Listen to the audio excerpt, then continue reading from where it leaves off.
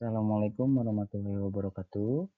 Kami dari kelompok 11 terdiri dari saya, Deviansa, dan rekan saya, Mas Fatan Mubina, akan membahas tentang pengaturan otonomi daerah di Indonesia. Sebelumnya kami ucapkan terima kasih kepada Ibu Dr. Purwani Puji Utami, SE MPD, selaku dosen pengampu mata kuliah kewarganegaraan, yang dimana karena arahan dan bimbingan beliaulah kami dapat menyelesaikan tugas presentasi video ini. Pada kesempatan kali ini, rekan saya Mas Patan kebetulan tidak bisa ikut serta dalam pembuatan video ini, maka dari itu saya sebagai perwakilan akan menyampaikan presentasi ini secara keseluruhan. Baiklah, tidak usah berlama-lama lagi, kita langsung saja ke pembahasan. Yang pertama kita bahas yaitu definisi otonomi daerah.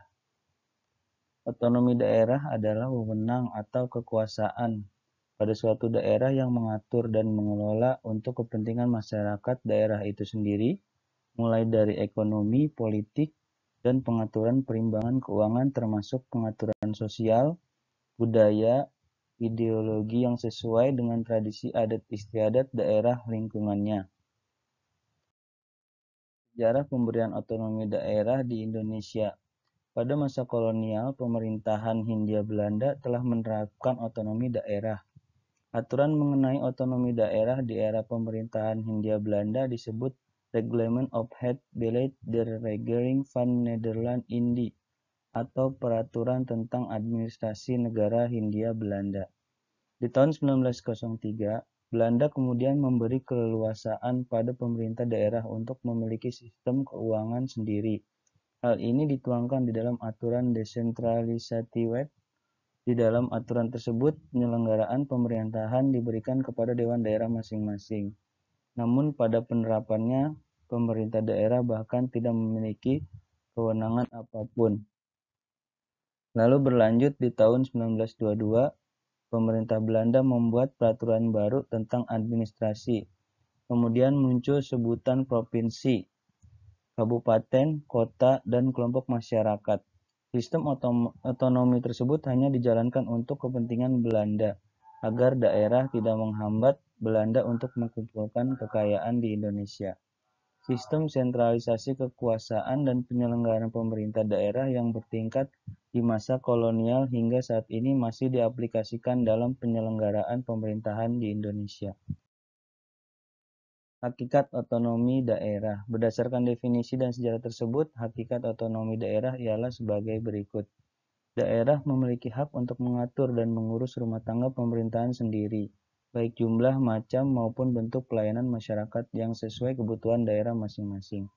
Daerah memiliki wewenang untuk mengatur dan mengurus rumah tangganya sendiri, baik kewenangan mengatur maupun mengurus rumah tangga pemerintahan sendiri sesuai dengan peraturan perundangan yang berlaku.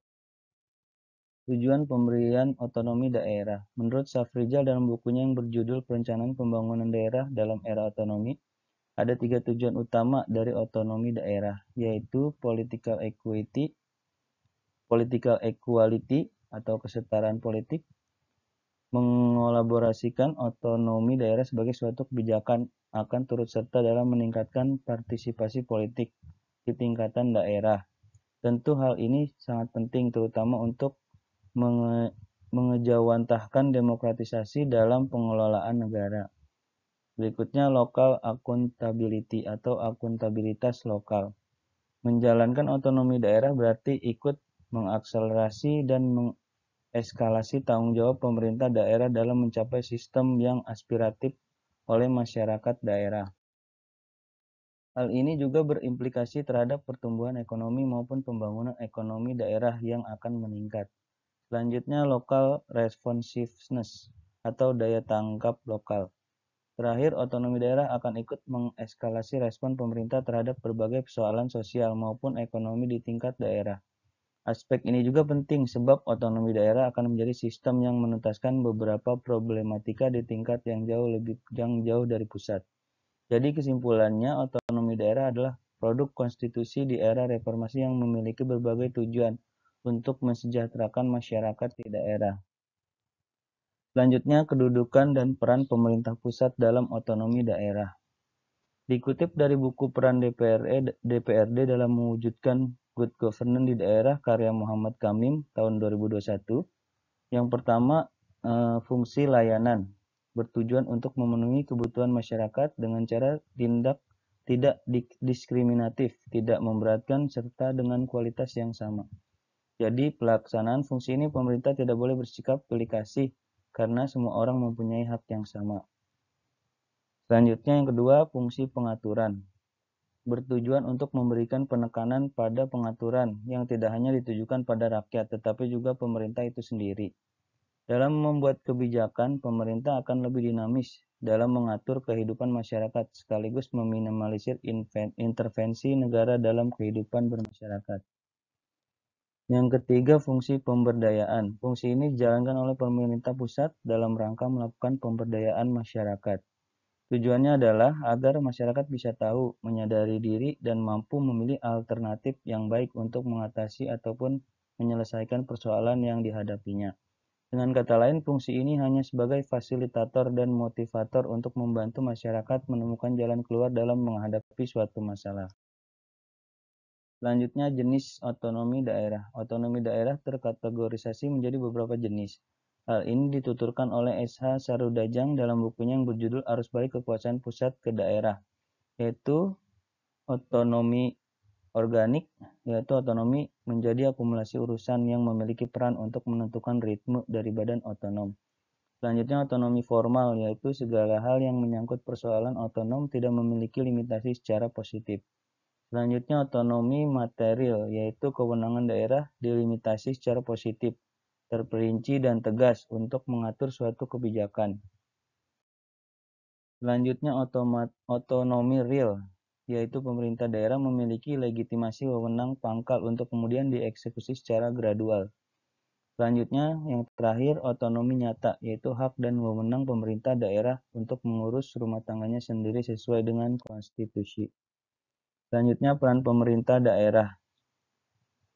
Perencanaan dan pengendalian pembangunan, perencanaan pemanfaatan dan pengawasan tata ruang, penyelenggaraan ketertiban umum dan ketentraman masyarakat, penyediaan sarana dan prasarana umum, penanganan bidang kesehatan, penyelenggaraan pendidikan, penanggulangan masalah sosial, pelayanan bidang ketenagakerjaan, fasilitas, pengembangan koperasi, usaha kecil dan menengah, pengendalian lingkungan hidup, dan terakhir pelayanan pertahanan.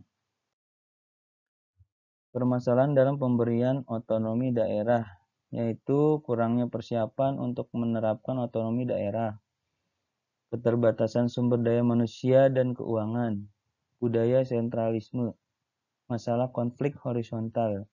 Selanjutnya, adanya kesempatan bagi oknum-oknum di daerah untuk merugikan negara dan rakyat seperti kolusi, korupsi, dan nepotisme. Selanjutnya, penyediaan aturan pelaksanaan otonomi daerah yang belum memadai. Lalu yang terakhir, adanya eksploitasi pendapatan daerah.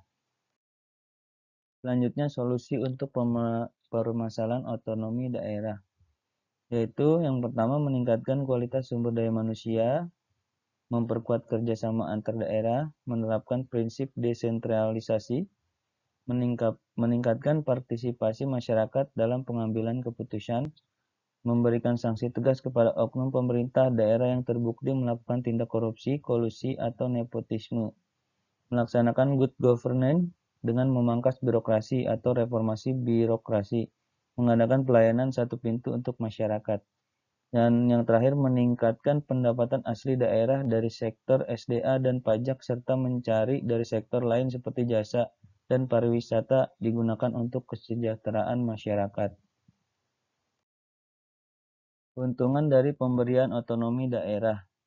Yang pertama, mempercepat pembangunan daerah, menumbuhkan kemandirian daerah, mengurangi kesenjangan pembangunan antar daerah, menjaga keragaman budaya dan adat istiadat.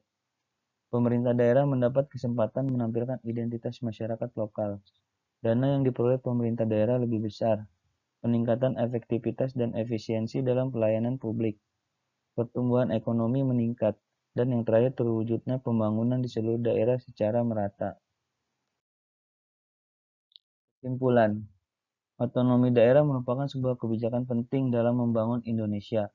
Pemerintah daerah yang kompeten merupakan kunci keberhasilan dari berjalannya otonomi daerah. Diperlukan kesadaran bersama dalam menerapkan otonomi daerah. Masyarakat perlu terlibat dalam pembangunan daerah. Mari bersama-sama membangun Indonesia melalui pemberian otonomi daerah.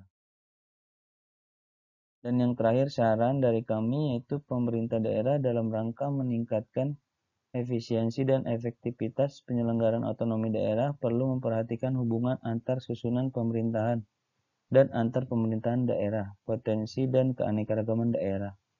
Keterlibatan masyarakat dalam penguasaan terhadap pemerintahan daerah juga perlu diupayakan. Kesempatan yang seluas-luasnya perlu diberikan kepada masyarakat untuk berpartisipasi dalam mengambil peran. Masyarakat dapat memberikan kritik dan koreksi membangun atas kebijakan dan tindakan aparat pemerintah yang merugikan masyarakat dalam pelaksanaan otonomi daerah. Sekian dari kami. Nah, ini referensi yang kami dapatkan. Terima kasih atas perhatiannya. Mohon maaf bila ada kata-kata yang kurang berkenan. Wabillahi taufik wal hidayah. Wassalamualaikum warahmatullahi wabarakatuh.